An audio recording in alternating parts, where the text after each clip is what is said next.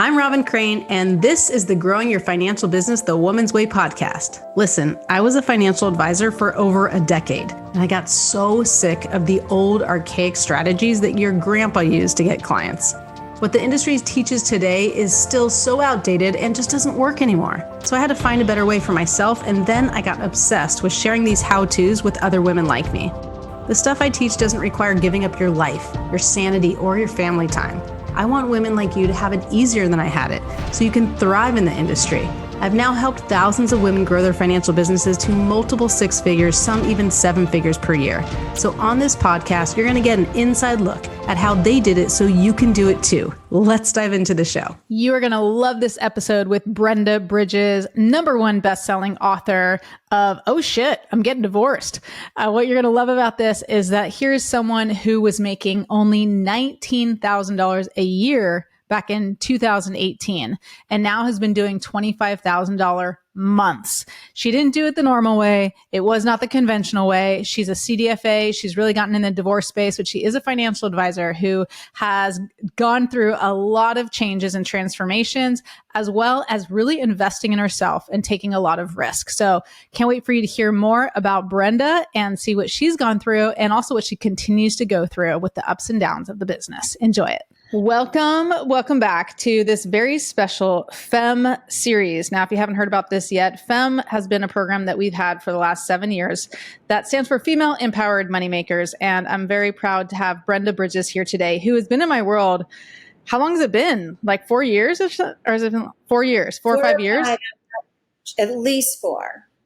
At least maybe 4 years and going on 5. And it's really awesome to see this incredible transformation. And so I wanted to do this series and really capture some of this transformation with these incredible women. And Brenda's actually kind of a little bit different in regards to like the business model that you've had compared to a lot of the women I work with. She's a CDFA, a CDC, RICP, mediator, collaborative practice, financial neutral. If you don't know what any of that stuff means, she really focuses a lot on helping people who've gone through or are thinking about going through a divorce.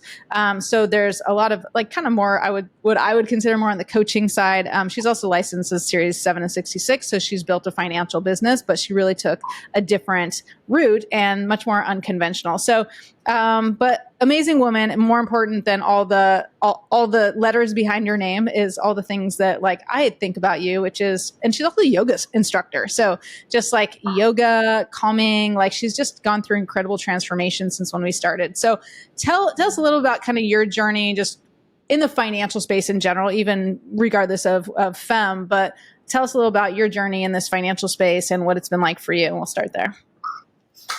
Okay. So it's funny because they kind of weave together, but my journey in the financial space started totally by accident because my then husband came home one day and did like, he had lost his job. And then he showed no signs of getting a new job. Let's put it that way. He got real cozy with his recliner and Facebook. And I looked around, and we had 3 kids who were, teenagers, and went yoga, which is what I was doing then. Yoga is not going to pay for college. There are no benefits. Like, I better do something else. And that's how I became a financial advisor. Because and how long ago was that? That was what 2013. 2013. Okay. And full on, I was fully licensed in 2014. They start you with insurance and then move into 7 and 66. So I just kind of fell into it because my background was marketing, but I had been out of it for a really long time. It felt like going backwards to do that. And I didn't really know what I was getting into, but thought, I've always done our finances. I can do this. I can pass those tests. And I ended up as a can it be? I mean, come on, financial advisor. I was a yoga instructor, for the love of God. That's where I should use this laughing track. I was a yoga instructor, for the love of God. Hold on, wait for it. Okay, there we go. Apparently I have some toys here and they're just a little bit delayed. So I got to be very premeditated in my jokes if I want to use this horrible stuff. Stretch it out so you can chew it up. Yoga instructor. And just, sorry, I know this is real life and stuff, but the mic seems to be close to your computer, but not close to your face. I don't know if there's any way you can move it closer or just careful not to hit. Is it coming through there? I don't think it's coming. No. Is that any better? Maybe. No, now it's playing a different podcast in my ears. Is this okay? Can we just do this? That'd be really good multitasking. Let's try it. I'm learning and talking. Just try not to hit your computer. All right, cool. Stay away. We may or may not cut that out, but just talk a little louder so we can hear you better. So you basically went yoga instructor to, so you went from a yoga instructor to financial advisor. Financial advisor. And like I said, I didn't really know what financial advisors did. And then I ended up starting in a place that was very, very, very traditional. Make your list of 100, do the wheel of all the things, do the networking, do the shotgun approach. We don't know what you'll be good at. See what sticks. I mean, and imagine going from teaching yoga to this. And my husband wasn't working. And a year and a half in, he came home and said, I want a divorce. So then the divorce started, and that took a year and a half. And like it just kept getting like wackier and wackier. And wow. I was both not in a really good place, as you can imagine, but I was used to being successful, and I was not being successful. And I looked at these practices that I was being told, just go sell, just go sell, just go sell. And I was like, but what if they don't need it? Or what if they don't understand it? What if I don't understand it? I didn't feel comfortable with what I was being told to do. And I would literally be in meetings with other more experienced financial advisors. Just a little side note here. I was in a group of 23, one me, and 22 men. So It was very male driven. And if I raised my hand basically and said, but wait, can't we do this differently? Or I'm uncomfortable with this. I was literally told, just be quiet and go do what we say, it will work. And then in meetings, if I was in meetings with one of those people as partners, as they do, when you're newer, fresher, greener, whatever, I would be thinking in some cases, like, this isn't right for these people. And I would be told, doesn't matter, just sell it, Wow. It was very incongruous. I didn't feel good. So that was 2014 to 2018. And in 2018, I was in a place where I was like, my divorce had been final. It was horrible and expensive and damaging and bad for my kids. And I didn't do it, a lot of it well. And here I am in this place where I'm finally getting my footing as a financial advisor, but I'm still looking around going, I don't feel good about this. And this is when I started stalking you online. And that went on for about 6 months. And in that first phase, and then we connected and went through the calls and things like that. And then I actually became a FEMM before I did anything else. So I signed on to that first, and then did and the programs were different. Yeah, that's kind of how it was back then. Like we had our RAP program, which is usually people start now with a Revenue Accelerator program, and then it was more like a bonus just to get you ready for FEMM. And then I did RAP, and then FEMM. But I was in a place where just in my trajectory, I was kind of having this, it's almost a crisis of conscience, where I didn't even know if I wanted to be in this. So if we talk about my path from there on, really the first year was just working through, do I stay in this business? What do I do about it? I made a move to a different company. How do I say it? Because by that point, I knew I wanted to build this divorce business, which was not allowed at all where I was before. Very traditional and really hard with compliance to get any alternate messages through. Let me pause you for a sec, because I want to back up. I just want to kind of understand where you were, because, obviously back then, so 2018, we started having a conversation. You probably joined around late, maybe 2018 or whatever it was. So where were you financially? Like, you just went through a divorce. You weren't making very much money as a financial advisor. Did you have a lot of money saved before the divorce? You said it was very expensive. So it was very expensive for you. Like, did you come out of it ahead? Like, because I know you took a lot of risk, but I don't really know how much. And I think that's interesting to note, because I was thinking about writing an email today, and I haven't written it yet. I've written something similar, but just about how as a financial advisor, you're telling people, I'm a CFP as well, but telling people invest in the market. Like the market is the end all be all. And then we look at it and we can look at your path the same way as like, if you invest in the market, everybody knows we're hoping to get 10% every year on average, and then you double in 7.2 years or 7.2% you double in 10 years, whatever it is. But there's a lot, like, especially in the financial advisory world, there's not a lot of emphasis on investing in yourself and your business. From the flip side, where I am now, not where I was, like there's a huge emphasis on investing in yourself because the entrepreneurs know you invest in yourself or invest in marketing, invest in learning and growing your business, then you will have a huge return on that. But you're coming in from that perspective, yoga, and you were in marketing before that, but yoga and then divorce and now a financial advisor who is indoctrinated to only save into your 401k or into your retirement accounts and all this. And then where were you financially to make this investment? Because I can't imagine it was an easy decision. That's a really good question. It was not an easy decision, but it was what I felt I needed to really dig into. Can I make this work in a way I'm comfortable with? Can I make it work in a way that I'm aligned with? Can I make it work in a way that I feel I'm doing good in the world? Or do I just have to go, okay, I tried that and now I'm walking away? So it wasn't in my heart ready to walk away, because I saw, especially after my divorce, and I'll circle back to that, but I saw the need for helping women with finance. I wanted the flexibility that, like, everything has its pros and cons, right? But my kids were still young. I had one going to college by the time we were done, two in high school, and they were really active. And if I went and got a 9-to-5 job, which I was in Chicago, the commute there is an hour and a half, right? So a 9-to-5 job is more like a 6:30 to 7 job by the time you get place to place. Like if I do that, I couldn't have gone to softball games. I couldn't have gone to track meets. I couldn't have gone to lacrosse games. I couldn't have shown up in the way I was used to showing up for my kids because I was really lucky to have that before the divorce. Yeah.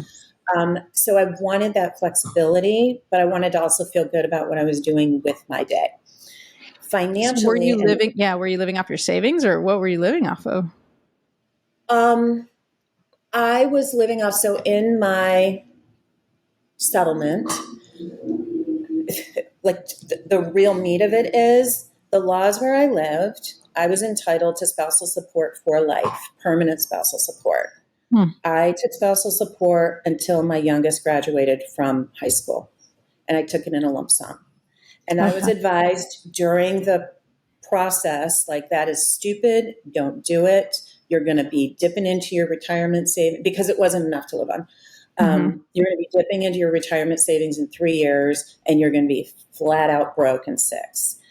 And in retrospect, should I have done this differently? Probably, but I was in a space then where I was like, you just watch, I'm going to do this on my own. I'm going to do this on my own. Well, I mean, and we could say you obviously then took some of that and invested in this program. And like that is, exactly. We'll get to, has been a huge return on your investment, so that they can say that all day long. But like you could have had, I guess, the income, right? Or you could have put it in something to grow, or you could have grown it yourself. And you growing it yourself doesn't mean you growing it in the market, like it's growing your business. Right. So, Or I could have gone and taken a job that would have paid me enough to live on until I retire, whenever I retire. But that wasn't where my heart was at the time either. So that would have been, in a way, compromising.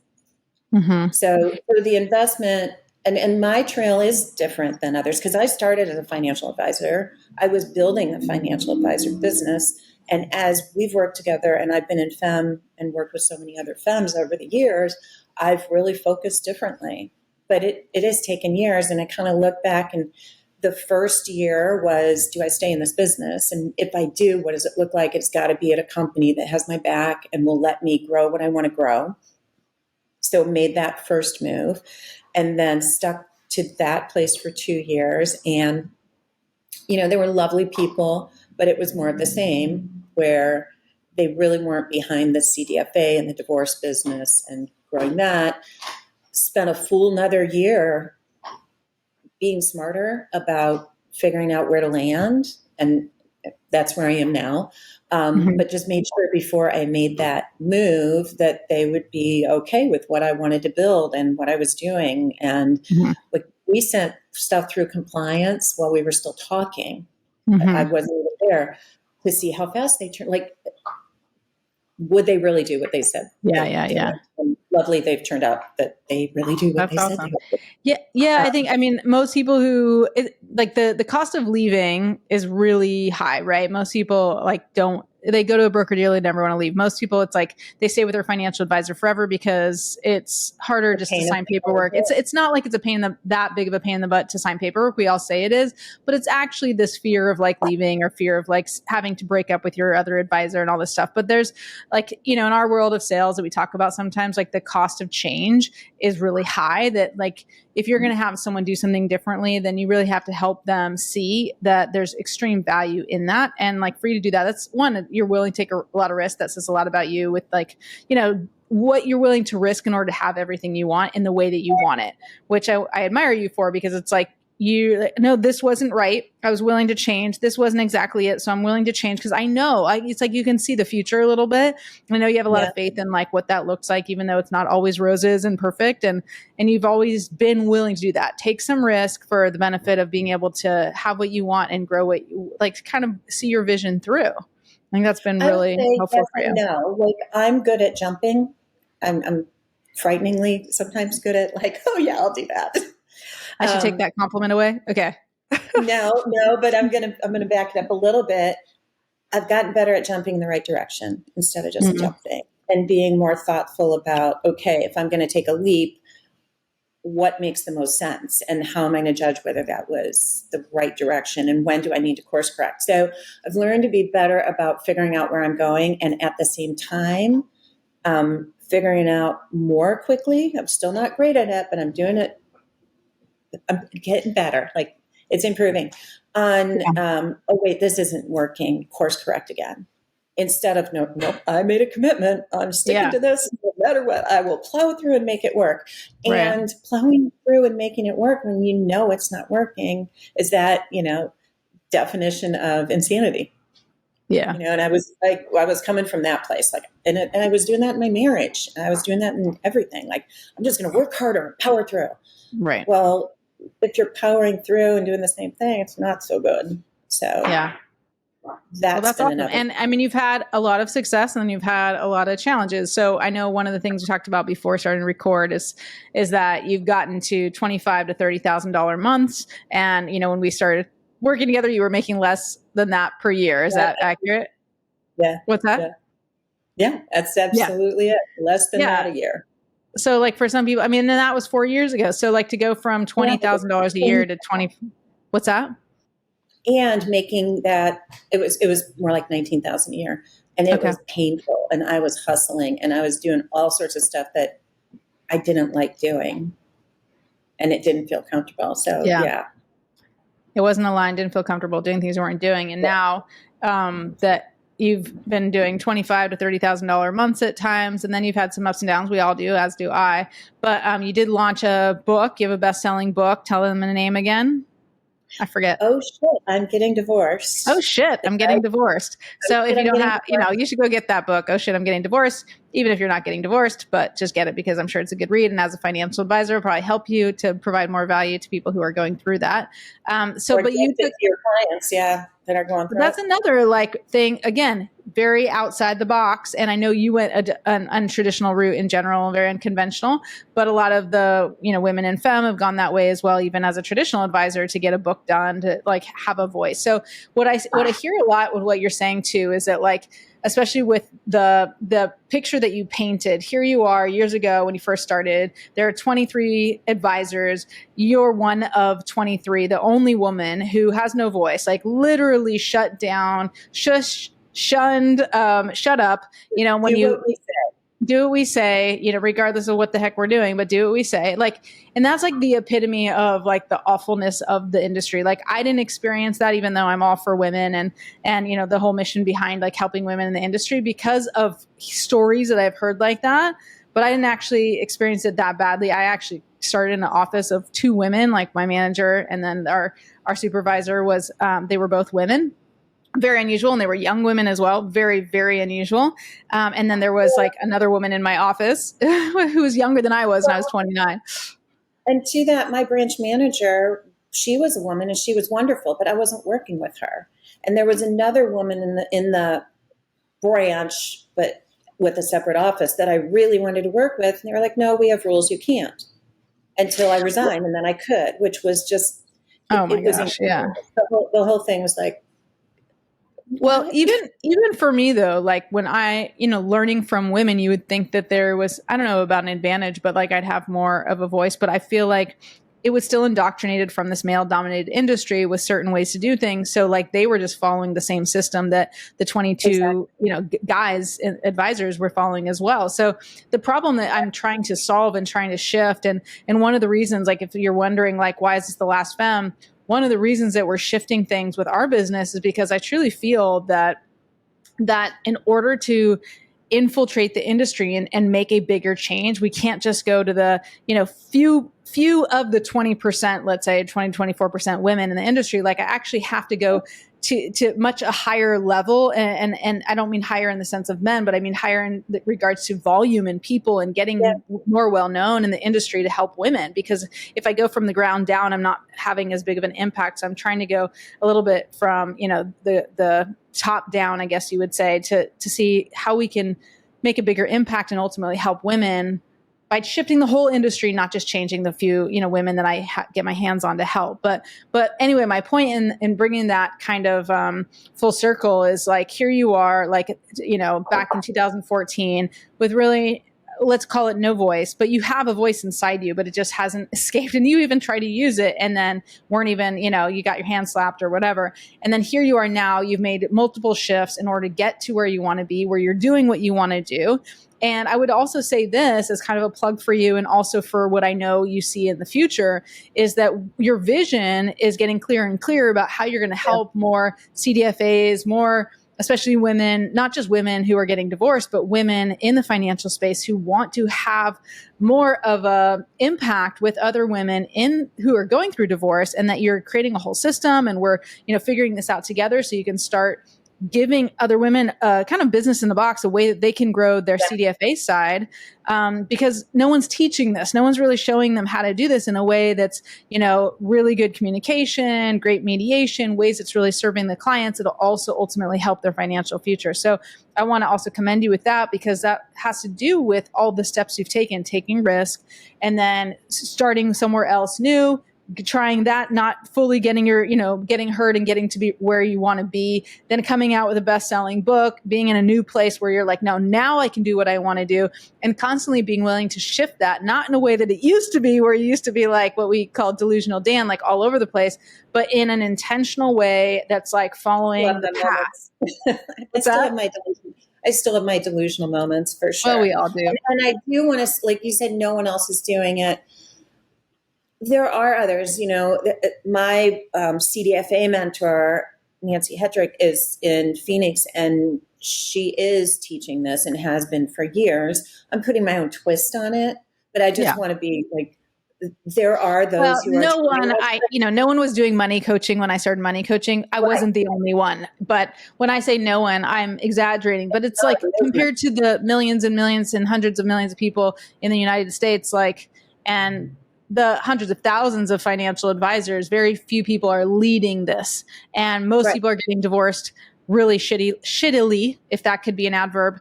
Most people are doing it, aren't like you said, your situation, like you did not necessarily get the best advice. You did not get the best support. You did not, feel like you knew where to go to or who to turn to, which led you to be a leader in this space because of your experience. And this is why every crappy experience, whether it's divorce, money, or relationships, is always leading us to potentially be a leader in that space to change. And you're driven to change because of that. So yeah, touch upon that of what's really, what you see, what you want, what's really driving you in this space to get to that place where we can have better systems in place for people who are going through the challenging times of divorce or eminently. For me, most of it is how to get the message out.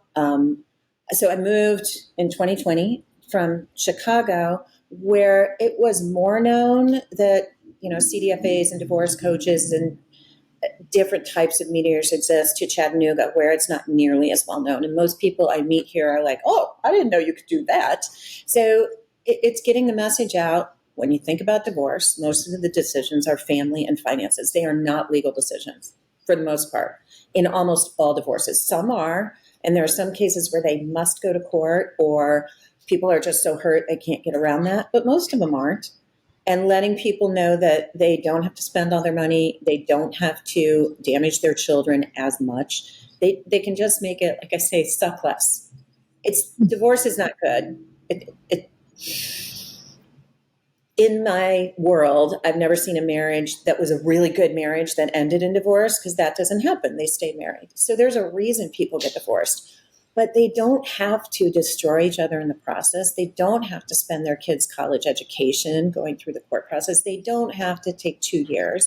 So my vision and mission is to let people know, just because this is what society has kind of publicized, like we're going to take a marriage that started in love and throw it into a criminal court system and blame people and make it cost a lot. We don't need to do that.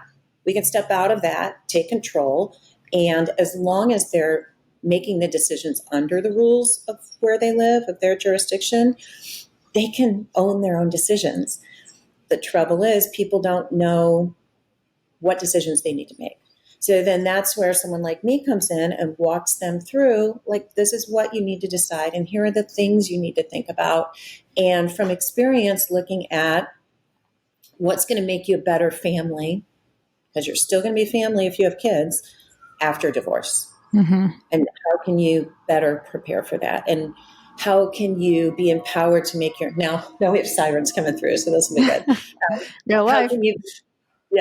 How can you be empowered to make good financial decisions? Example would be, I had a client come in a while back and she's like, my friends are so jealous. I'm going to get $500,000 because we're worth $1 million and I'm going to get $500,000. And then we start having this discussion like, do you work? Nope, haven't worked in 20 years. Okay. Do you plan to work? Well, why would I work? I'm going to have $500,000. Oh my gosh. How much do you spend?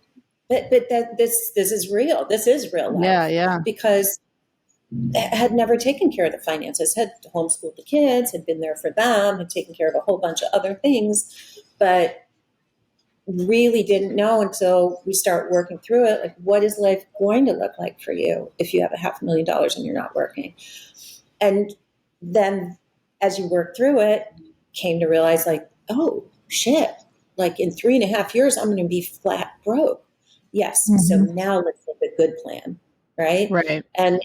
And that's not, in my experience, that is not worked through with a lot of attorneys. They turn over the decisions to the attorneys fight it out or negotiate on behalf of their clients. Right. It's almost just like get as much as you can, I was in a meeting. Whatever's fair. And then I would also argue that like women sometimes will just, do what they think might be fair because they'd rather not fight and they don't know what's really fair. And so they're just like, oh, I'd rather, they just give up so much because it's easier, especially if they don't have a good relationship anymore. And they're like, I don't want to fight. I don't want to deal with it. I mean, we just had, in our FEMM group, these ladies talk about, Faith and Hope were talking about how someone is giving them crap about their fee and all this stuff. And I was like, God, it's like, it's so hard when people are attacking you, especially women. It's really hard to fight back because it's like, we don't want the energy. Like, we don't want to fight and we don't maybe necessarily feel like we're going to win. Right. And it's like, is it worth it? And then we often just give in. And I think that's like a very common thing with divorce with women is like, because they don't know, because they don't want to deal with the dude anymore, just give in. Right. Yeah. Yeah. And I absolutely did it in my process. So I understand that. And flip side, I haven't walked in anyone else's shoes. So I don't know what else other than alimony or spousal supported maintenance, whatever we're calling it. I don't know what else they're dealing with in their life. And it may be very worthwhile to them to just walk away from that money and figure out what their life is going to look like based on other factors. But at least everyone should have the opportunity to make that informed decision and be able to look at what those numbers mean. So they're not going, oh, $500,000, I'm going to be wealthy. Like, no, you're going to be broke. Yeah. And let's talk about how that looks. And then if you're going to be broke and you still make that decision, for whatever reason, they're your reasons. Okay, you were informed. It's the intention. It's the same thing I talk about with business. It's like being intentional about who you attract, being intentional with how you grow your business instead of defaulting to it. It's like people don't know what their options are, what's available to them. Well, I love what you're doing, and I'm proud to have had a part in helping you get to where you are today, to be able to help so many women and so many people going through divorce, and be able to have such great, financial months yourself. And I know it's not always just straight up, but like to be able to create that where, you can make 25, 30 grand, like in a month where you used to make 19,000 is just in a year, is so empowering, because you can do it again. Now we don't want to have to work hard to do it again, but you can do it again. But to that point, I don't know how we are on time. If I can just comment on that. So I felt like, and now I might cry, so just go with me here. I felt like this spring, after 4 or 5 years, I was like, I got this. Like, I got it. I cracked the nut. It's working. And I was making 25,000 pretty consistently. And then I went on vacation, which had been planned for. And then I came back, and my dad, who was ill, got more ill and passed away. And I essentially did it. I worked enough to keep going, but I was with him, and I had that flexibility, which I wouldn't have had in another job.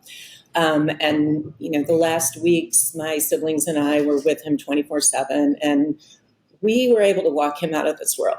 And it was devastating, but that's a gift that this practice has given me, right? To have that time.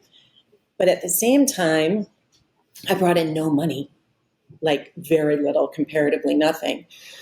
And then, so I'm in a place of rebuilding now. We're coming into September tomorrow, time-wise. And I know that if I go back to the systems, the business will come back. And that I didn't have before. So the infrastructure is built. I need to put in the work. And where I thought, I was done. Now everything is cyclical, and I am not done, and things have fallen off. But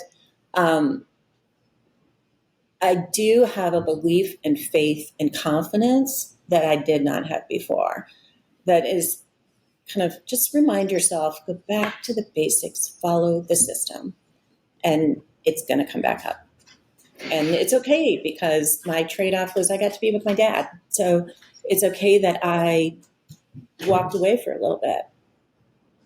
Absolutely. I mean, that's why we do what we do. So we have that flexibility. And next level for you and me is we're going to build recurring revenue, because, you used to have it, and then you gave it up, just like I did, with, gave up the headaches as well, but gave that up for exchange for new and lighter headaches maybe. But it's just creating like a new model where you can then take the time off and still have the income. But that is the beauty of it. I'm the same way, is that because we don't have we talked about this the other day, like we don't have the recurring revenue model, the same like financial advisors with, traditional AUM, but we also, we don't have to manage 300 households and that sort of thing, and all the stuff that goes along with the market. So it's figuring out, well, that recurring revenue is totally possible. And I think for you, what I see that's going to be really amazing, and maybe even someone listening to this podcast will reach out to you, is that you're going to build something incredible where you're going to give other advisors the gift to be able to do something similar, where you're providing so much value and shifting the way that divorce is done, where, you have other advisors learning from you and from your systems and that sort of thing. And so, we'll mark this down as our next level for you, and moving forward, maybe next year we'll do it again, another podcast, and show, the huge growth there, but that it's just a new level, right? It's just a new level. And like, first we create the foundation. Now you have it, you can turn on the faucet, make money when you want. Yes, you still have to work for it, but you can do it. So now it's just going back to the systems. And then next level is setting up that recurring revenue that, you got to work, but it's not necessarily passive, but it's going to be predictable, and even more predictable and easier. And so what I'll work with you on in the next FEMM, as we go through our last iteration of FEMM here, is like getting you to that next level, because I do feel like, it's super possible. It's a different focus. And now we know that's a new focus. But last question just for you. regarding just FEMM, because I'm also capturing this a little bit as a time capsule for me too, is like, what has FEMM really meant to you? How has it really helped you? If you can give me just a summary of like, how it's changed your life, I'd love to capture that. Well, there's just no one thing. I think that the biggest thing looking back is that it has supported and enabled me to make course corrections that get me and my life on course in a direction that I am congruent with and feel good about. And even when it's hard, I'm like, yeah, I'm doing the right thing. And if I'm not doing the right thing, correct. So, a lot of the toolbox is really useful, and I didn't have to develop that on my own. And I can go back to the systems and say, oh, I was deviating, use the systems. But the bigger part is the mindset, the being around other like-minded advisors and other business people. We have them here and there throughout the country, where everyone is supportive and moving in the same direction. That direction being what's right for them. Not, this is the way you do it. Go make your list of 100. Yeah, you can do that and make money, but did you kill your soul while you're doing it? So FEMM has helped me over the years become much more aligned with my soul and what I'm doing. And I have to work. I'm in a position where I need to work, and I'll need to work for a long time. I love my work now. 2018, it was sheer hell. That's a big difference. Awesome. Well, thank you so much. So tell them where to find you. Yeah, tell them where to find you. Where to find me. 2 websites. Financial advisor website is brendabridges.com. And my divorce business, which is the majority of what I do, is bridgingdivorcesolutions.com. Bridgingdivorcesolutions.com. Can they send you an email from there or something? Yeah, there's both have interactive forms you can fill out, or Facebook is Bridging Divorce, is my Facebook page. So cool. That's all. Brenda Bridges, Bridging Divorce. Yeah. Pun intended, I think. Awesome. So good to have you here. And if you're listening right now and you're curious about FEMM and you're getting in, you're listening not too much later, because we're having our event October 21st in St. Pete Beach. So it's going to be incredible. We will be there spending time together and exploding our businesses over the next 7 to 9 months. So if you're at all curious about this, we're very selective right now, especially with these incredible women, and it's got to be the right fit. But if you're serious and you want to grow your business, I'm claiming this is going to be the best FEMM yet, because we are bringing a lot of ladies back together who, were kind of the best of the best in FEMM, and such, like, everyone is supportive and incredible and willing to share all the secrets. And so we're really going to kill it together and create this even more incredible community. So if you're all curious, you can just send us an email, support@robincrane.com, put FEMM in the subject line. And if it seems to make sense, we'll jump on a call and see if we get you on board with this incredible community of women. Thanks for tuning in. We'll see you on the next FEMM Series podcast.